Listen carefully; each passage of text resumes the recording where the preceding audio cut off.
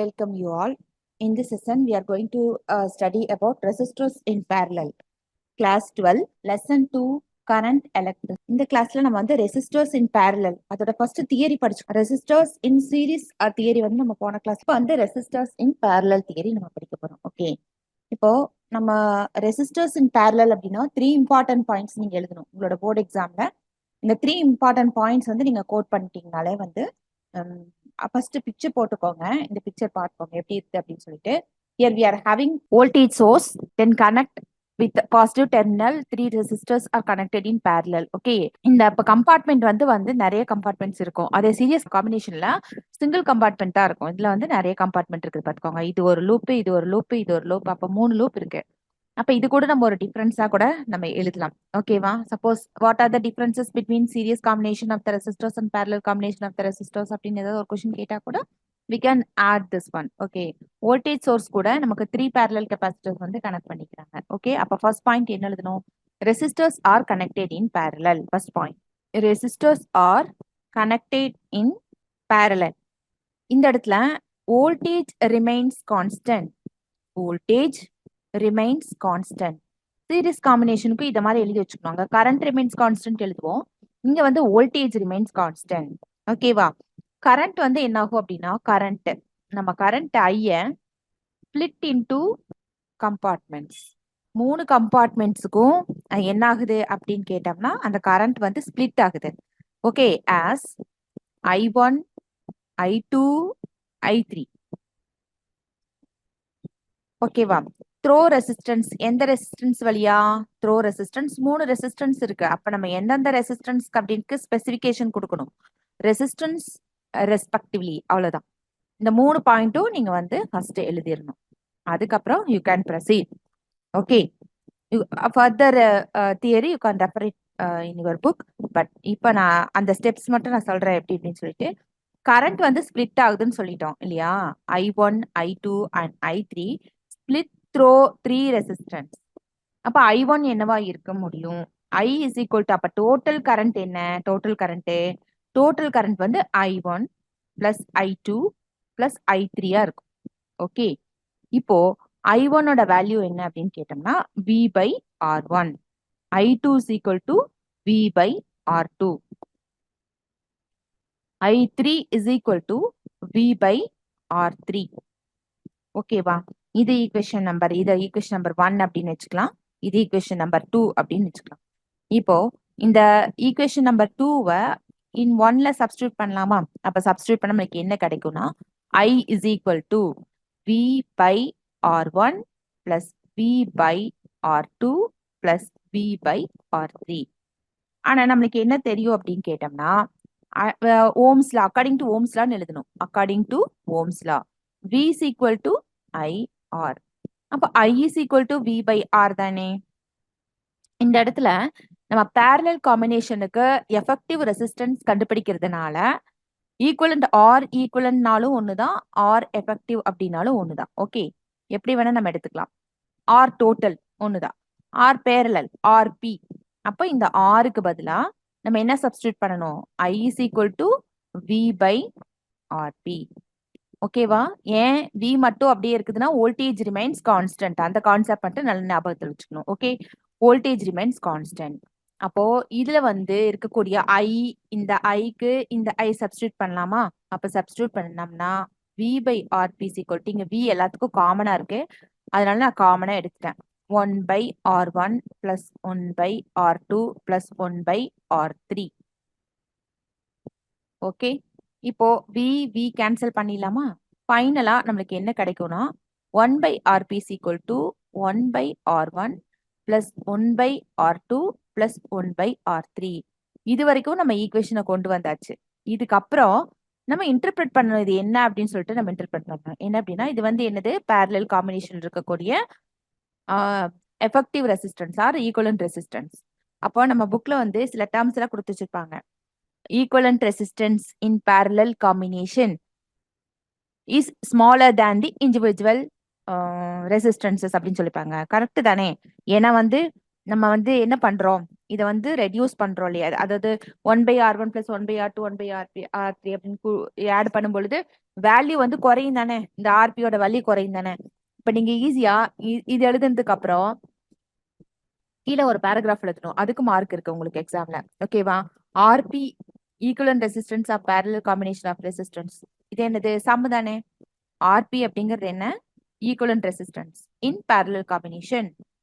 Okay, இது நம்ம எப்படி எழுதலாம் அப்படின்னு கேட்டோம்னா sum of the reciprocals of the, இதுவே ரெசிப்ரோக்கல் தான். Okay, sum of the reciprocals of individual resistance. அப்ப R1ங்கிறது R2ங்கிறது R3ங்கிறதுல இண்டிவிஜுவல் ரெசிஸ்டன்ஸ் தானே. அதனால இந்த இது எப்படி எழுதலாம்னா சம் ஆஃப், இது கூட நீங்க நோட் பண்ணி வச்சுக்கலாம். சம் ஆஃப் சம்னா என்னது? ஆட் தானே. ரெசிப்ரோக்கல்ஸ் ஆஃப் அப்படின்னா என்ன? தலைகீழ நம்ம போடுறோம் ஒன்னொன்னையும். Reciprocals of individual resistance. ஒவ்வொரு ரெசிஸ்டன்ஸும் நம்ம என்ன பண்றோம்? ஆட் பண்றோம். எப்படி? தலைகீழ ஆட் பண்றோம். Equal to the reciprocal of effective resistance அப்படி எழுதணும். Is equal to reciprocal of 1/RP தானே. அதனால reciprocal of the equivalent resistance அப்படின்னு எழுதணும். அவ்வளவுதான். இவ்வளோ பெரிய சென்டென்ஸ் வந்து உங்க புக்ல வந்து இதுக்கு கீழே கொடுத்துருப்பாங்க. அப்ப நீங்க ஈஸியா நம்ம மனப்பாடம் பண்ணிக்கலாம். எப்படி அப்படின்னு கேட்டா sum of reciprocals of individual resistance is equal to the equivalent reciprocal of the equivalent resistance. அவ்வளவுதான். இந்த ஸ்டேட்மெண்ட் வந்து வெரி வெரி இம்பார்ட்டன்ட். அதுக்கப்புறம் இன்னொரு ஸ்டேட்மெண்ட் என்னன்னா, இந்த ஆர்பி இருக்குது பாருங்க, இந்த ஆர்பி வந்து ரொம்பவே வந்து parallel காம்பினேஷன்ல வச்சிருந்தோம்னா குறைவா இருக்கும் அப்படிங்கறத சொல்லணும். அது எப்படி சொல்றது? Equivalent resistance in parallel combination will be lesser than the each individual resistance. அவ்வளவுதான். RP is lesser in parallel combination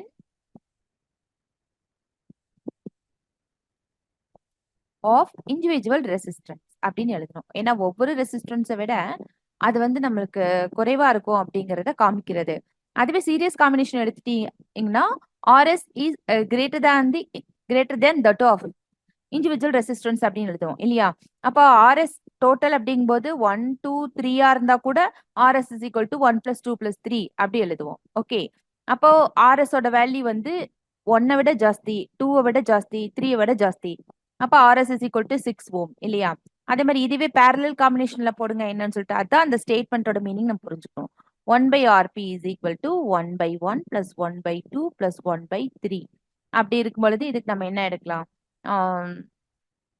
LCM எடுத்தோம் அப்படின்னா 3 + 2 அப்போ என்னது 6 9 11/6 அப்போ 1/RP. அப்போ 1/RPயோட வேல்யூ மட்டும் நம்ம பார்த்தோம் அப்படின்னா எப்படிதான் இருக்கு? 11/6ன்னு இருக்கு. அப்ப 6/11 போட்டுக்கோங்க. அப்ப பாயிண்ட்ல தானே வருது. அப்போ 1 விட பாயிண்ட் வந்து குறைவு தானே. அதே மாதிரி 0.5 இது. ஓகே, அதை விட குறைவுதான். 1/3 விட குறைவுதான். 2 விட குறைவுதான். 3 விட குறைவுதான். அது மாதிரி நம்ம செக் பண்ணி பார்த்துக்கலாம் இந்த ரிசல்ட்ல. அதுதான் அதோட பேசிக் மீனிங். இந்த அளவுக்கு நமக்கு அண்டர்ஸ்டாண்டிங் இருந்தா தான் நம்ம வந்து நீட் கொஸ்டின்ஸ் அப்ரோச் பண்ண முடியும். ஓகே, சப்போஸ் இந்த மாதிரி லாஜிக்கல் கொஸ்டின்ஸ் வந்து அப்படியே ஸ்டேட்மெண்ட் மாதிரி கேட்டுட்டாங்கன்னு வச்சுக்கோங்க. அப்ப என்ன பண்றது? நம்மளால அதுக்கு ஆன்சர் பண்றதுக்கு நம்ம தயாரா இருக்கணும். ஓகேவா? எஸ் ஆர் நோ, அசன் ரீசன் இந்த மாதிரி ஏதாவது ஒரு கொஸ்டின் கேட்டாங்கன்னா கண்டிப்பா நம்ம வந்து என்ன பண்ணணும்? அதுக்கு தயாரா இருக்கணும். இப்ப பாத்துக்கோங்க, எக்ஸாம்பிள் 2.9 பார்க்கலாம். எக்ஸாம்பிள் 2.9 இங்க இருக்கு பாருங்க. Example 2.9. Calculate the equivalent resistance in the following circuit and also find the values of the current. ஐயும் கேட்டிருக்காங்க, I1 I2 அப்படின்னு கேட்டிருக்காங்க. இப்போ let us keenly watch this circuit. Okay, here we are having the parallel combination of the resistors 4 ohm and 6 ohm. இங்க ஒரு 4 ohm இருக்கு, இங்க ஒரு 6 ohm இருக்கு. ஓகேவா? அப்போ parallel காம்பினேஷனுக்கு இப்பதான் நம்ம ஈக்குவேஷன் பார்த்திருக்கோம். 1/RP is equal to 1/4 plus 1/6. Okay, அப்ப இது கிராஸ் மல்டிப்ளை பண்ணீங்கன்னா உங்களுக்கு என்ன கிடைக்கும்? 6 plus 4/24 10/24 அப்ப 5/12. நல்லா கவனிச்சுக்கணும். ஒரு சில நேரத்துல நம்ம அவசரமா என்ன பண்ணிடுவோம், இதை ரிவர்ஸ் பண்ணாமையே போட்டுருவோம். அப்படி போடக்கூடாது. RP is equal to 12/5. ஓகேவா? RP நமக்கு என்ன கிடைச்சிச்சு? 12/5 ஓம் கிடைச்சிருச்சு.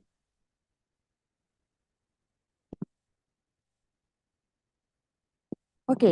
அதுக்கப்புறம் நமக்கு என்ன கேட்டிருக்காங்க அப்படின்னா ரெசிஸ்டன்ஸ் கரண்ட் கேட்டிருக்காங்க. அப்ப current V is equal to IR தானே? ஐல இருந்து V எப்பவுமே பேசிக்கா V is equal to IR ல இருந்து நம்ம ஃபெமிலியரைஸ் ஆக வரைக்கும் போட்டுக்கலாம். V/R.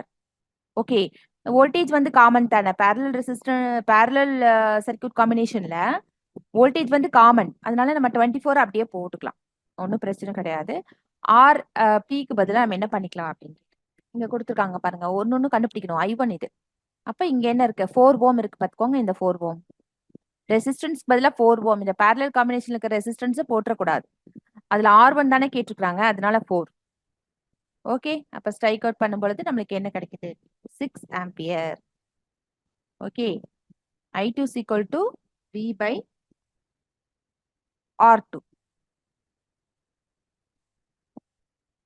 R2 என்னது? 6. ஸ்ட்ரைக் அவுட் பண்ணோம்னா 4 ஆம்பியர். நம்மளுக்கு என்னென்ன கிடைச்சிருச்சு? RP கிடைச்சிருச்சு 12/5 ஓம். I1 கிடைச்சிருச்சு 6 ஆம்பியர். I2 4 ampere. அதே மாதிரி I கேட்டிருக்காங்க. அப்ப I கேட்கும்போது டோட்டல் கரண்ட் கேட்டிருக்காங்க. அப்ப total current is equal to I1 plus I2.